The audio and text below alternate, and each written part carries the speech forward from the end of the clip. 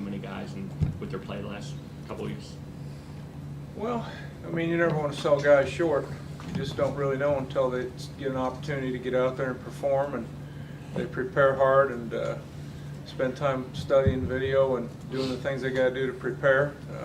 You know, you hope they'll come through, and so far so good. They've done a nice job, and hopefully we'll continue right along those lines as we work to get some guys back. Yep.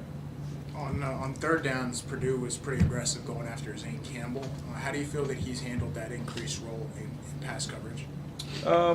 You know, overall pretty good. We were 12 of 15 on third down stops, 3 out of 4 on fourth down stops. So, I mean, if you look at the overall percentages without being relative to Zane himself, you know, the success rate was pretty good. Those corners are going to get attacked. That's just the nature of the beast. And when you press up and play man and even press quarters like we do, they're going to get tested. So not all those times are going to be ones where they're successful, and they just got to bounce back and be ready to go fight when they get beat and wipe the slate clean and start over again. So that just goes with the territory.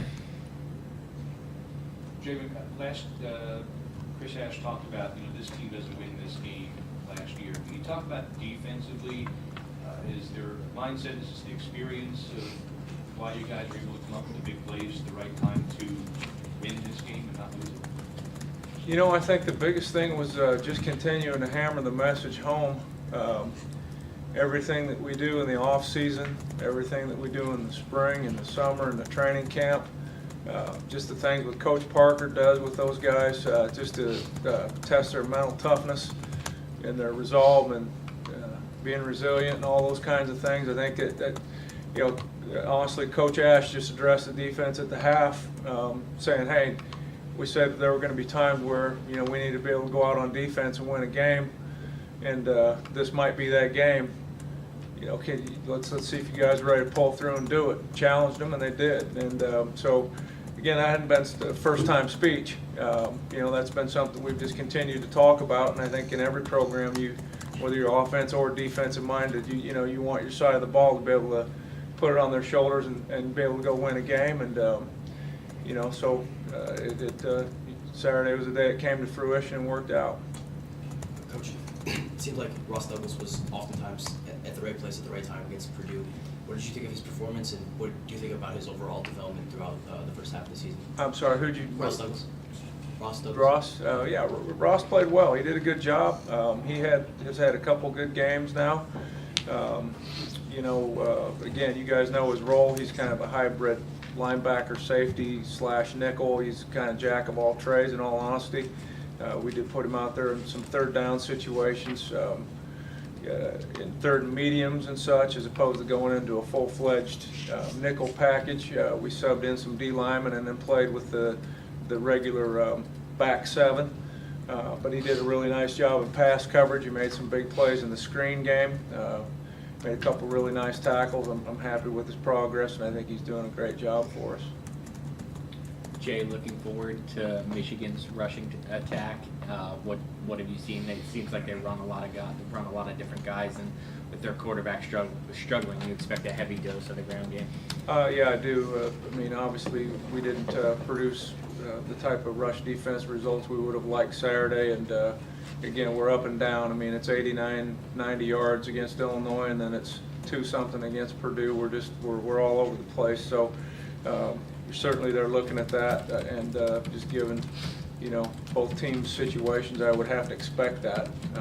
They're very multiple in their formation groupings.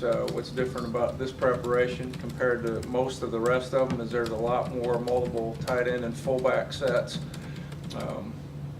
You know, really about every combination of personnel you can think of with regards to tight end and fullback sets. So it's a little bit different preparation X and O wise, and it's a very different preparation personnel wise, just because of the guys that they put on the field offensively. There's an unknown at quarterback for Michigan. How do you go about preparing for him when there's basically 2, maybe even 3 guys who might have a shot at starting? I really don't think their offense is going to change a whole lot. You know, since their original starter got hurt, it appears as though that they're just going to do what they do. and I'm not sure who's behind center is going to change that a whole lot. I guess we'll just have to wait to see how that unfolds once the game starts. On special teams, how much have the kickoff and punt units helped you defensively when you're having better field position the last couple of weeks? No, it's been huge.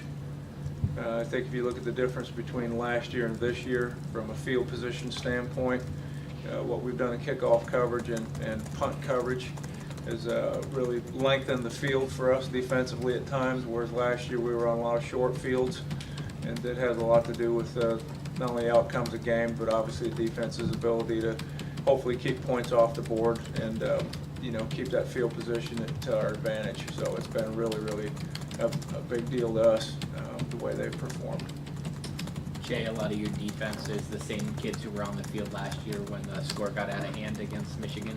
Do you sense that motivates them at all? Do you sense that they remember that pain or whatever, and will you discuss that with them? No, we're not going. I'm not going to discuss it. I don't think that's our staff's plan to discuss it.